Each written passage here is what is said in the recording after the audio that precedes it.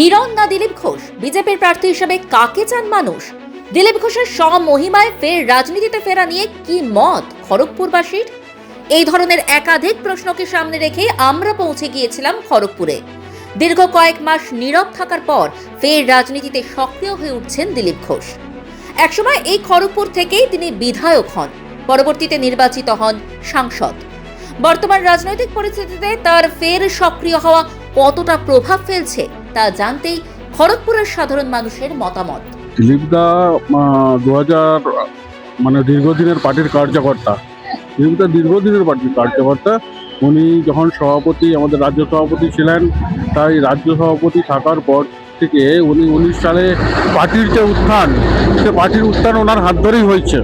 ঠিক আছে, তো আমাদের 2019 সালে উনি 19টা এমপি, আমাদের 21-এ 77টা এমএলএ ওনার হাত ধরেই এসছে।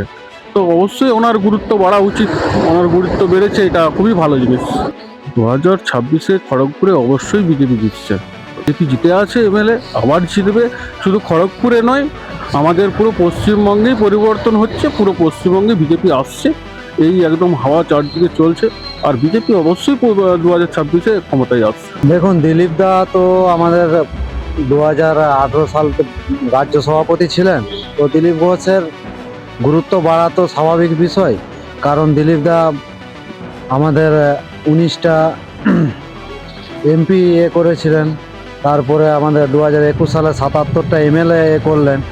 দিলীপ দার তো গুরুত্ব বাড়বে, এতে আমরা খুশি সকলে। বাংলার যে রাজনীতির পরিস্থিতি, কিছু ব্যক্তিকে তো দাবাং হতেই হবে।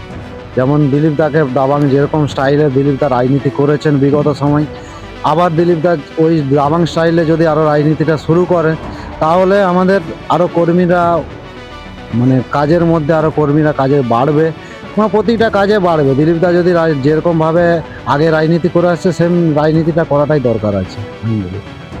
হিরণ না দিলীপ ঘোষ, আপনি কাকে চান বিজেপির প্রার্থী হিসাবে? দেখুন, ওইটা আমাদের কেন্দ্র নেতৃত্ব ঠিক করে বা রাজ্য নেতৃত্ব ঠিক করে। বিষয় হচ্ছে এতে আমাদের কোনো ওই জায়গায় কে প্রার্থী হবে সেটা আমাদের বলার কোনো নাই।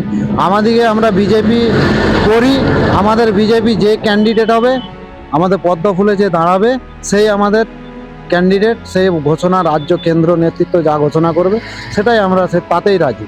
আমি চাই পশ্চিমবঙ্গে প্রত্যেকটা কেন্দ্রে বিজেপি প্রার্থীরা জিতুক, তাতে যে কোনো জায়গায় যে প্রার্থী যোগ্য সেই দাঁড়াক, কিন্তু চাই প্রত্যেকটা কেন্দ্রে বিজেপি প্রার্থীরা যাতে জিতুক। তাতে হিরণ যোগ্য হলে হিরণ, দিলীপ দা যোগ্য হলে দিলীপ দা। কিন্তু একটাই আমাদের দাবি যে প্রত্যেকটা কেন্দ্র থেকে এই 2026 সালে বিজেপির প্রার্থীরা যাতে বিপুল ভোটে জিতে আসে, এটাই আমরা চাই।